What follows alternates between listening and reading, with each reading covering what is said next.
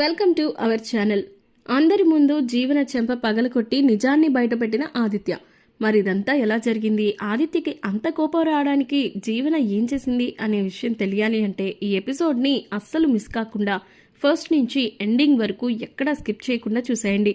అప్పుడే ఎపిసోడ్లో ఏం జరిగింది అనేది క్లియర్గా అర్థమవుతుంది. ఇక పాపే మా జీవన జ్యోతి సీరియల్లో ఏం జరిగింది అనేది తెలుసుకుందాం. బట్ దానికన్నా ముందు మీరు చేయవలసిందల్లా మన ఈ ఛానల్ని ఖచ్చితంగా సబ్స్క్రైబ్ చేసుకోవాలి. ఎందుకంటే మీరు సబ్స్క్రైబ్ చేసుకుంటేనే నోటిఫికేషన్ రూపంలో మన ఛానల్ ఎపిసోడ్స్కి సంబంధించినవి మీకు అప్డేట్స్గా వస్తాయి, లేదంటే మిస్ అవుతారు. కాబట్టి ఈ వీడియోని మిస్ చేసేలోపు అలాగే పూర్తిగా చూసేసేలోపు మన ఛానల్ని సబ్స్క్రైబ్ చేసుకోండి. ఇక లేటెస్ట్ డిజైన్ ఎంబ్రాయిడింగ్ వర్క్ చేస్తూ సీరియల్లో ఏం జరిగిందో చెప్పబోతున్నాను. ఇక వీడియోలోకి వెళితే గనక ఇక ఇందుమతి అయితే పద్మమ్మని మొహం మీద దిండు పెట్టేసి నొక్కేసి చంపేస్తూ ఉంటుంది. ఇక దాంతో పద్మమ్మ చాలా వరకు గిలగిల్లాడుకొని చేతులతో కొట్టడానికి ప్రయత్నించినా కూడా ఇంక గట్టిగా నొక్కేయడంతో ఇక పద్మమ్మ ఓపిక లేక ఇంక తను పోరాడే శక్తి లేక ఇంక గివప్ ఇచ్చేస్తుంది. దాంతో ఇంక పద్మమ్మ చనిపోయింది. ఎస్, ఈ పద్మమ్మ చనిపోయింది. ఇక నాకు జీవనకి ఎలాంటి సమస్య ఉండదు. దీని మీద అప్పుడు అఘాయిత్యం చేశామని, ఇంకా దీని మీద మేము హత్యా ప్రయత్నం చేశామని, అలాగే ఆనందియే జ్యోతి సూర్యల సొంత కూతురు అనే విషయం కూడా ఇంకా ఎప్పటికీ ఎవ్వరికీ తెలీదు. ఇదే విషయం ఈ పద్మమ్మ ఇంకెప్పటికీ చెప్పలేదు. ఇలా మాకు అడ్డొచ్చిన వాళ్ళందరినీ కూడా చంపేస్తాం, అది ఇది అని చెప్పేసి ఇంకా కలవరిస్తూ ఉంటుంది ఇందుమతి. కట్ చేస్తే ఇంకా ఫోన్ వస్తుంది. ఆ ఫోన్ రింగ్ టోన్కి ఇంకా తుళ్ళిపడి లేస్తుంది. అమ్మో ఎవరో వచ్చారు ఏంటో అని చెప్పేసి గవక్కని లేచేటప్పటికి ఇక ఫోన్ మోగుతూ ఉంటుంది. తనేమో బెడ్ మీద ఉంటుంది. ఏంటి ఇదంతా నా కళ? చిచ్చి, నేను పట్టపగలే కళలు కంటున్నానా? ఆ పద్మమ్మ చచ్చిపోయినట్టు కలగన్నాను. దాన్ని నిజంగానే నేనే చంపేశాను అనుకున్నాను. కానీ ఇదంతా కళ. చచ్చా, కానీ ఇదే నిజం చేయాలి, ఎలా అయినా సరే నిజం చేయాలి అని చెప్పేసి తనలో తానే అనుకుంటా ఉంటుంది. ఇక ఫోన్ రింగ్ అవుతూ ఉంటుంది కదా. ఈ టైంలో ఎవరు అని చెప్పి చూసేసరికి ఇంకా జీవన ఫోన్ చేసింది, దానికి చెప్పాలి అని చెప్పేసి ఇంకా ఫోన్ లిఫ్ట్ చేసిద్ది. హలో అనగానే ఆ పద్మమ్మని చంపేశావా అని అడుగుతుంది జీవన. ఏంటి చంపేది, ఇప్పటిదాకా చంపేశాను, దాని పీడ విరగడైపోయింది. ఇక మీదట మనకి మన ఆశలకి కలలకి ఇంకే అడ్డు లేదు అని సంబరపడిపోతున్నాను. కానీ అదంతా కలని ఇప్పుడే అర్థమైంది అని చెప్పి అనగానే, నువ్వు కలలు కంటూ కూర్చుంటున్నావా? అసలు నువ్వు ఏం చేస్తున్నావు, నీకేమన్నా అర్థమవుతుందా పెద్దమ్మ? అసలు మనం ఉన్న సిచ్యువేషన్ ఏంటి, నువ్వు చేసే బిహేవియర్ ఏంటి అని చెప్పి తిడుతున్నట్టు మాట్లాడుతూ ఉండేసరికి, ఏంటి ఇందాకటి నుంచి చూస్తున్నాను ఏదేదో మాట్లాడుతున్నావు, నేనేమన్నా చంపకుండా ఉండడానికి మామూలుగా ఉన్నానా? నేను అదే ఆలోచిస్తున్నాను. ఎలా అయినా సరే దాన్ని చంపేయాలి, అప్పుడే మనం సేఫ్ జోన్లో ఉంటాం. ఒక పని చేయి, నువ్వు ఈరోజు బయలుదేరి వచ్చేసే, నువ్వు నేను కలిసి వెళ్ళి దాన్ని చంపేద్దాం. అప్పుడు మనకి ఏ పీడా ఉండదు. నువ్వు ఉంటే నాకు కూడా ధైర్యంగా ఉంటుంది కదా అని చెప్పేసి ఇందుమతి అంటది. సరే పెద్దమ్మ, ఖచ్చితంగా వస్తాను. ఆ పద్మమ్మని చంపడానికి, దాని పీడ వదిలించుకోవడానికి, ఇక ఈ ఇంటికి నేనే యువరాణిని అవడానికి ఖచ్చితంగా వస్తాను అని చెప్పేసి జీవన అంటది. ఎందుకంటే ఆ ఆనందిని ఎక్కువ రోజులు మనం ఇచ్చేయలేము. కాబట్టి పద్మమ్మని చంపేస్తే ఇక ఈ నిజం ఎప్పటికీ బయటికి రాదు. కాబట్టి ఈ విషయంలో మనం ఆలస్యం చేయకూడదు. ఎందుకంటే ఆ ఆనందిని ఇంటి నుంచి గెంటించేశాను ఫస్ట్.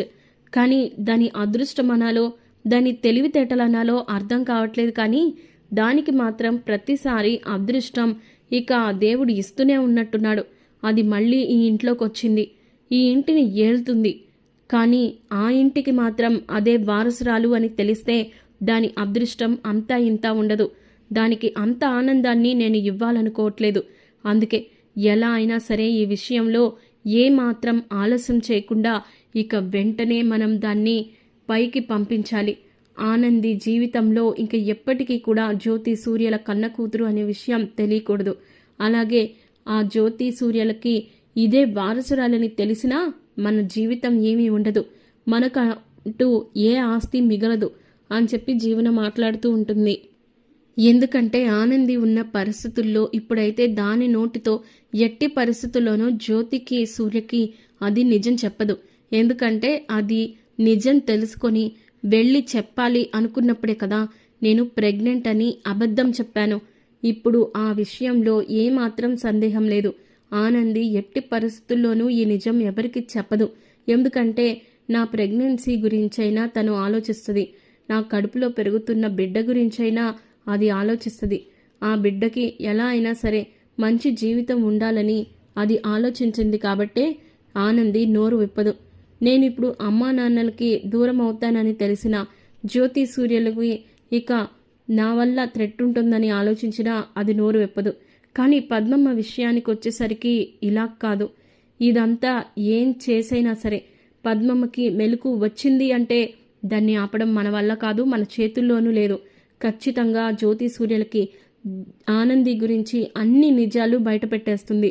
కేవలం ఆనంది గురించి మాత్రమే కాదు, నీ గురించి నా గురించి కూడా అన్ని నిజాలు బయటపెట్టేస్తుంది. అదే గనక జరిగితే ఇక ఏమీ ఉండదు. నిన్ను నన్ను అందరూ కలిసి మొహం మీద ఉమ్మేసి మరీ ఇంట్లో నుంచి బయటికి గెంటేస్తారు. అలా జరగకుండా ఉండాలంటే మనం ఆ పద్మమ్మని చంపేయాలి పెద్దమ్మ అని చెప్పేసి అంటది ఇంకా జీవన అయితే. కాబట్టి ఈ రాత్రికే మనం ఈ పనిని ఫినిష్ చేయాలి. ఆ పద్మమ్మని ఇంకా నిద్దట్లోకే పంపించేయాలి. ఇక దాది మెలకువ రాకూడదు అని చెప్పేసి జీవన మాట్లాడుతూ ఉంటే ఈ మాటలన్నీ కూడా ఇంకా ఆదిత్య వినేసి ఒక్కసారిగా షాక్ అయిపోతాడు. షాక్ అయిపోయి తనలో తానే, అమ్మో ఇంత దారుణానికి ఒడిగట్టావా జీవన, అంటే ఇప్పుడు నువ్వు ప్రెగ్నెంట్వి కూడా కాదా, ఆనందిని ఏం మార్చడానికి నువ్వు ఇంత దారుణంగా బిహేవ్ చేసావా, ఈ ఇంట్లో వాళ్ళందరినీ కూడా మోసం చేయడానికి ఇంత సాహసం చేశావు, అసలు నీలాంటి దాన్ని క్షమించకూడదు, నువ్వు ఆడదానివే కాదు కానీ నీ బండారం బయట పెడతాను అని చెప్పేసి ముందుకెళ్ళబోతూ ఒక్కసారిగా ఆగిపోతాడు. నేనిప్పుడు నిజం చెప్పినా కూడా ఏ ఒక్కరూ నమ్మరు, కానీ నిన్ను రెడ్ హ్యాండెడ్గా పట్టిస్తే మాత్రమే ఈ విషయంలో అందరూ నమ్ముతారు, లేకపోతే నేను ఏమీ చేయలేను.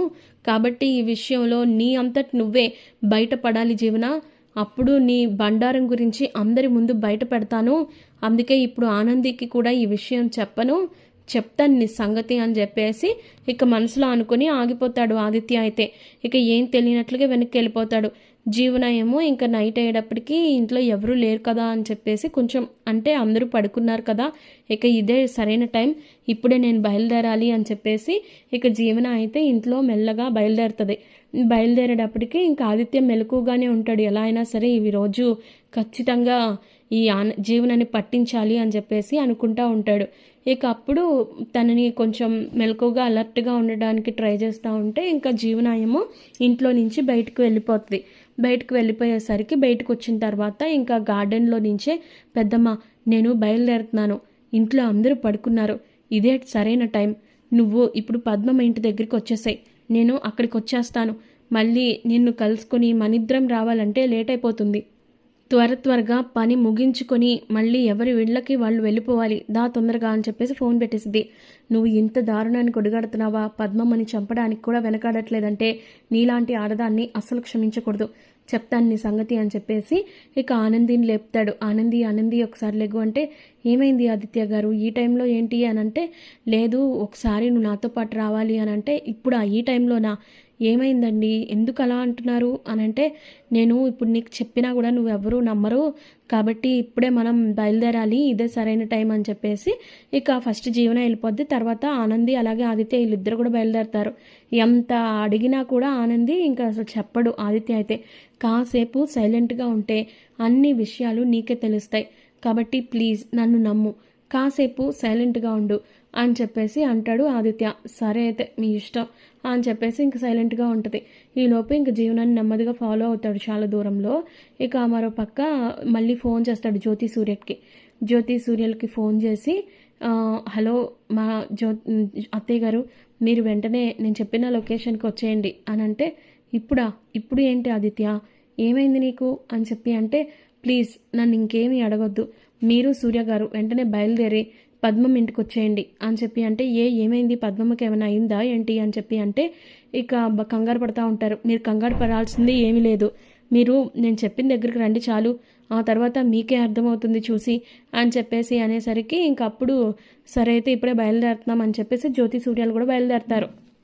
ఇక ఆ తర్వాత పద్మమ్మ ఇంటి దగ్గరేమో ఇందుమతి అలాగే జీవన ఇద్దరు కలుసుకోవడం చూసిన ఆనంది అలాగే ఆదిత్య ఇద్దరు షాక్ అవుతారు. ఇక ఆదిత్య మాత్రం నార్మల్గా ఉంటాడు, కానీ ఆనంది మాత్రం ఇదేంటండి ఈ టైంలో జీవన, ఇందుమతి పెద్దమ్మ ఏం చేస్తున్నారు అని చెప్పేసి అంటారు.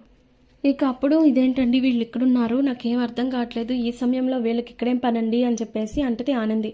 అదే కదా తెలియాలంటే కొంచెం సేపు ఆగు, మీకు తెలిస్తే నిజం చెప్పొచ్చు కదా అని చెప్పి అంటే, నేను చెప్పినా మీరెవరూ నమ్మరు కదా ఆనంది, ఎందుకు కంగారు పడుతున్నావు, ఒక్క 2 నిమిషాలు ఉంటే వాళ్ళు ఏం చేస్తున్నారో, ఎందుకు ఇక్కడికి వచ్చారో, ఏం చేయబోతున్నారో కూడా మనకు తెలుస్తుంది కదా అని చెప్పేసి అంటాడు. ఈ లోపు ఇంకా జ్యోతి సూర్యలు కూడా వస్తారు. జ్యోతి సూర్యలు కూడా వచ్చేసరికి ఇంకా ఆల్రెడీ జీవన అలాగే ఇందుమతి ఇద్దరు కూడా లోపలికి వెళ్ళిపోతారు. వెళ్ళిపోయేసరికి ఏమైంది ఆదిత్య, ఎందుకు ఈ టైంలో ఇక్కడికి రమ్మని చెప్పావు, సింహాద్రి ఏమన్నా ఫోన్ చేశాడా ఏంటి అని చెప్పి జ్యోతి అడుగుతుంది కంగారుగా. మీరు ఫస్ట్ కంగారు పడకండి అత్తయ్య, నేను చెప్తున్నాను కదా ఏమీ కాలేదు, కాకపోతే ఈరోజు మీకు కొన్ని నిజాలు తెలియాలి అని ఇక్కడికి రమ్మన్నాను అని చెప్పేసి అంటాడు. ఇక సరే అని చెప్పి లోపలికి వెళ్దామా అంటే, వెళ్దాము, నేను వెళ్తాను ఫస్ట్, అప్పుడు మిమ్మల్ని తీసుకెళ్తాను అని చెప్పేసి ఇంకా ఆదిత్య అయితే ఒక్కడే ఇంకా ఒంటరిగా లోపలికి వెళ్తాడు. లోపలికి వెళ్ళిన తర్వాత ఇంకా జీవన అలాగే ఈ ఇందుమతి ఇద్దరు కూడా రూమ్లోకి వెళ్ళిన తర్వాత సింహాద్రి అలాగే పద్మమ్మ డీప్ స్లీప్లో ఉంటారు. ఇక సింహాద్రి బాగా మంచి నిద్రలో ఉన్నాడు. ఇదే సరైన టైం, నువ్వు కాళ్ళు పట్టుకో, నేను నొక్కేస్తాను అని చెప్పేసి ఇక పక్కనే ఉన్న దిండు తీసుకొని మొహం మీద నొక్కుతూ ఉంటారు. ఇక ఒకళ్ళేమో కాళ్ళు పట్టుకుంటా ఉంటే, ఒకళ్ళేమో మొహం మీద ఇచ్చేస్తూ ఉంటే ఇక పద్మమ్మ కాళ్ళు చేతులు కొంచెం గిలగిల్లాడుతూ ఉంటుంది. ఇక అప్పుడే ఆదిత్య వచ్చేస్తాడు.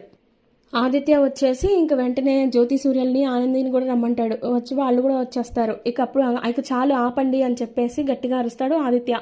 ఆ అరుపుకి ఇంకా సింహాద్రి కూడా లెగుస్తాడు. సింహాద్రి అలా నిద్ర కళ్ళ మీద ఒక్కసారిగా జీవనాన్ని ఇందుమతిని చూసి ఒక్కసారిగా ఇంక షాక్ అయిపోయి ఇక పక్కకు నెట్టేస్తాడు. ఇక పద్మం ఏమో బ్రీతింగ్ ఇదైపోతూ ఉంటుంది. ఇది అవుతా ఉంటే ఇంకప్పుడు అయ్యో పద్దాలు ఏమైంది పద్దాలు, నువ్వు బాగానే ఉన్నావా అది ఇది అని చెప్పేసి కొంచెం ఇచ్చేయడానికి ట్రై చేస్తూ ఉంటాడు.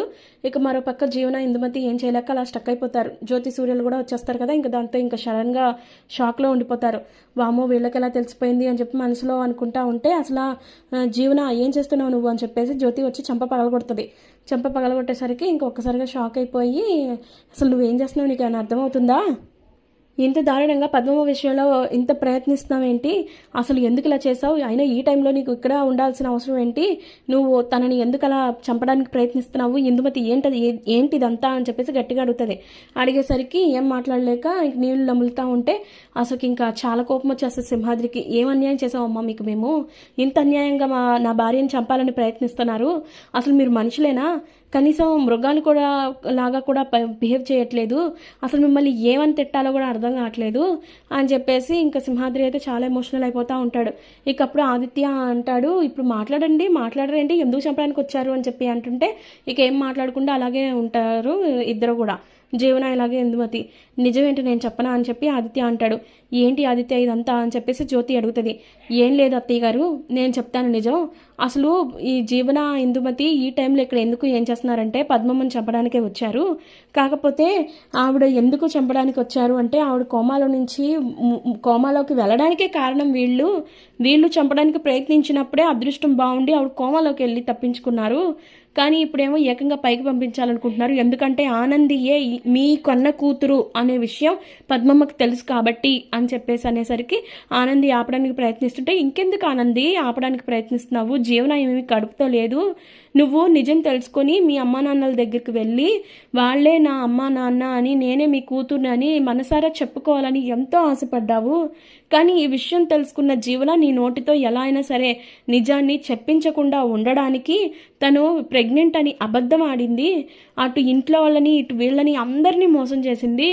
తన జీవితం కోసం, తన భవిష్యత్తు కోసం ఎక్కడ పాడైపోతుందో అని చెప్పేసి నువ్వేమో నోరు మూసుకొని నీ తల్లిదండ్రి అని కూడా చెప్పుకోలేక వెనక్కి వచ్చేసావు. కానీ తనేమో ఇంత పెద్ద అబద్ధం ఆడినా ఎన్నో రోజులు నీ నోరు మూయించలేను కాబట్టి పద్మమ్మకి మళ్ళీ స్పృహ వస్తే చాలా కష్టమైపోతుంది కాబట్టి తనే ఇంకా మొత్తం అన్ని నిజాలు బయట పెట్టేస్తుందేమో అన్న కారణంతో పద్మమ్మని చంపడానికి కూడా వెనకాడకుండా వీళ్ళిద్దరూ మరీ రాక్షసత్వంతో వచ్చి మరీ ఇలాగా తనని చంపడానికి ప్రయత్నించారు. ఇప్పటికన్నా అర్థమవుతుందా జ్యోతి అత్తయ్య, అని చెప్పేసి ఇంకా అలా ఆదిత్య అయితే మొత్తం నిజాలన్నీ బయట పెట్టేస్తాడు. దాంతో ఇంక ఒక్కసారిగా ఇంక కుప్పకూలిపోతుంది జ్యోతి అయితే.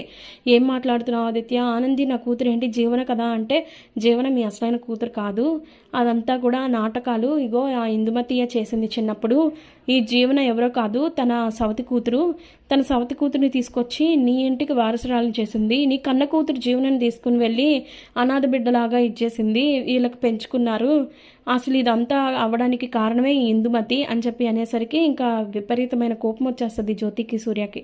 ఇక వెంటనే వెళ్ళి చంప పగలగొడుతుంది జ్యోతి అయితే. ఇక ఇందుమతిని కొట్టి, నువ్వు అసలు నా కంటికి కూడా కనిపించొద్దు, ఇంత అన్యాయం చేస్తావా నాకు? నేనేం తప్పు చేశాను నీకు? నేనేం పాపం చేశాను? నువ్వు నన్ను నా కన్నబిడ్డ నుంచి దూరం చేశావు, నా కూతుర్ని ఇంకా ఎన్నో కష్టాలతో పెంచేలా చేశావు, ఇంత అన్యాయం చేస్తావా అని చెప్పేసి ఇక ఆ విధంగా ఇచ్చేస్తుంటే ఇంకా అప్పుడు ఇందుమతి ఏమో ఏం మాట్లాడకుండా మౌనంగా ఉండిపోద్ది.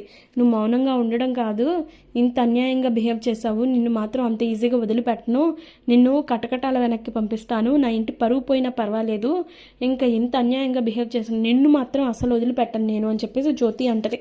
ఇక ఆ మాటకి సూర్య కూడా, మేమేం అన్యాయం చేశాము వదిన నీకు, ఎందుకు ఇలా చేసావు అది ఇది అని చెప్పేసి తను కూడా బాధపడతాడు. ఇక అప్పుడు ఆనంది ఏమో ఏడుస్తా ఆ జ్యోతి దగ్గరికి వచ్చింది. అమ్మ అని చెప్పి అంటే, ఎందుకమ్మా చెప్పడం ఆగిపోయావు, జీవితం ఆగిపోతుందని చెప్పి నువ్వు ఇదయ్యావు, కానీ ఇప్పుడు చూసావా పద్మమ్మని చంపడానికి కూడా వెనకాడలేదు, ఇది మనిషి కాదు అసలు అది ఇది అని చెప్పేసి ఇంకా తిట్టిద్ది. అలాగే ప్రెగ్నెంట్ అని చెప్పి అబద్ధం ఆడావు, మా ఎమోషన్స్తో ఆడుకున్నావు, నువ్వు మనిషివే కాదు కదా, అసలు ఇంత అన్యాయంగా ప్రవర్తిస్తావా మా విషయంలో అది ఇది అని చెప్పేసి ఇంక జ్యోతి అయితే ఇంక తిట్టేసిద్ది జీవనని. అమ్మ అది కాదమ్మా, నేనేం చేయలేదమ్మా అని చెప్పేసి జీవన అంటుంటే, నువ్వు అసలు అమ్మ అనే మాటకు కూడా అనర్హురాలివి, కడుపుతో ఉన్నావని చెప్పావు అంటే తల్లి అని పిలిపించుకోవాలని ప్రతి ఆడదానికి ఉంటుంది, కానీ నువ్వు ఆ విషయంలో మాతృత్వం విషయంలో కూడా అబద్ధం చెప్పావంటే నీలాంటి వాళ్ళని అస్సలు క్షమించకూడదు అని చెప్పేసి ఇంకా ఆ రకంగా జ్యోతి అయితే తిట్టిద్ది. ఇక ఇదే విషయాన్ని ఇంకా సునంద దగ్గర కూడా చెప్పిద్ది, నిన్ను మాత్రం అంత ఈజీగా వదిలిపెట్టను అని చెప్పేసి. ఇక మొత్తానికి ఇంకా జీవననైతే ఇంకా నిన్ను ఇంట్లో ఉంచను, నీకు ఆస్తికి ఎలాంటి సంబంధం లేదు, నువ్వు ఆస్తి కోసమే కదా ఇన్ని నాటకాలు ఆడావు, ఆ ఆస్తి నీకు దక్కదు అని చెప్పేసి ఇంకా అంటది. అన్న తర్వాత ఇంకా సునందకు కూడా విషయం తెలిసిద్ది, చైతుకు కూడా విషయం తెలిసిద్ది. ఇక అప్పుడు సునంద వచ్చి జీవన చంప పగలగొట్టి, నువ్వు ఇంత నాటకం ఆడతావా, నువ్వు ప్రెగ్నెంట్ అని అనగానే నేను ఎంతో సంబరపడిపోయాను, ఎంతో ఆనందపడ్డాను, ఇంటికి వారసుడిని తీసుకొస్తున్నావని చెప్పి, కానీ ఆనంది మీద పగ సాధించడానికి, ఆనంది తన కన్న కూతురు కాదు అని చెప్పించడానికి నువ్వు ఇంత నాటకం ఆడతావా అని చెప్పేసి ఇంకా అలా తిట్టిద్ది సునంద. అత్తయ్య గారు అది కాదు అని చెప్పి అంటుంటే, ఇంక నువ్వేం మాట్లాడకు, ఇన్నాళ్ళు నేను ఇంకా ఆనంది విషయంలో చాలా తప్పులుగా అర్థం చేసుకోవడానికి కూడా కారణం నువ్వే అని ఇప్పుడే అర్థమవుతుంది, నువ్వు చెప్పినవన్నీ నేను గుడ్డిగా నమ్మాను, నువ్వు చెప్పినవన్నీ కూడా నేను తూచా తప్పకుండా పాటించాను అనుకున్నాను, కానీ ఆనందిని బాధపడుతున్నాను అనుకోలేదు, తనని ఎంతో బాధ పెట్టాను నీ వల్ల, నీ కారణంగా ఇంట్లో నుంచి గంటేలా చేసేసావు, ఇప్పుడేమో తన జీవితంతో ఆడుకుంటున్నావు అది ఇది అని చెప్పేసి ఇంకా తిట్టిద్ది. దాంతో ఇంకా ఇలా వదిలిపెట్టకూడదు అని చెప్పి చైతు అంటాడు. ఇక వెంటనే పోలీసుల్ని పిలవండి అని చెప్పి పోలీసుల్ని పిలిపిస్తారు. ఇక దాంతో ఇంక వాళ్ళనైతే ఇంకా అరెస్ట్ చేసి తీసుకెళ్ళిపోతారు. ఆ తర్వాత జీవనాన్ని ఆపడానికి ఇంకా ఆనంది కొంచెం ట్రై చేసిద్ది, కానీ ఇంకా తన విషయంలో నువ్వు జాలి చూపించడం అనేది కరెక్ట్ కాదు వదినా అని చెప్పి చైతు కూడా అంటాడు. అలాంటి వాళ్ళకి శిక్ష అనుభవించాలి, మన ఎమోషన్స్తో ఆడుకుంది ప్రెగ్నెంట్ అని చెప్పేసి, పైగా నీ జీవితంతో కూడా ఆడుకుంది, అన్ని నిజాలు తనకు తెలిసినా కూడా ఏనాడు నిజం చెప్పలేదు, కాబట్టి అలాంటి మనిషి మీద నువ్వు జాలి చూపించక్కర్లేదు అని చెప్పేసి అందరూ చెప్పేటప్పటికి ఇంకా ఆనంది కూడా ఏం మాట్లాడదు. ఇక అప్పుడు మొత్తానికి ఇంకా అరెస్ట్ అయిపోయి వెళ్ళిపోతారు. మరి ఇప్పుడు ఇందుమతి జీవన కలిసి ఇంకేదైనా కొత్త ప్లాన్స్ చేస్తారా, ఆనంది మీద పగ సాధించుకోవడానికి ప్రయత్నిస్తారా, లేదా పూర్తిగా మారిపోయి జీవితంలో ఇంకా ముందుకు వెళ్తారా అనేది తెలియాలి అంటే పాపే మా Jeevan Jyoti serial upcoming episodes వరకు వెయిట్ చేయాల్సిందే. ఈ సీరియల్ ఎపిసోడ్స్ అని మీకు టైం టు టైం రావాలి అంటే మీరు చేయవలసిందల్లా మన ఈ ఛానల్ని సబ్స్క్రైబ్ చేసుకోవడమే, అలాగే పక్కనే ఉన్న బెల్ ఐకాన్ని ట్యాప్ చేయడం వల్ల మీకు నోటిఫికేషన్స్ అనేవి ఆటోమేటిక్గా వచ్చేస్తాయి. మీకు నోటిఫికేషన్స్ రావడం వల్ల ఏ ఎపిసోడ్ని మిస్ కాకుండా చూసేయచ్చు. మరి ఈ వీడియో మీకు నచ్చినట్లయితే లైక్ చేయండి, అలాగే మీ ఫ్రెండ్స్ అండ్ ఫ్యామిలీస్కి షేర్ చేయండి. ఇక పాపే మా జీవన జ్యోతి సీరియల్ మీద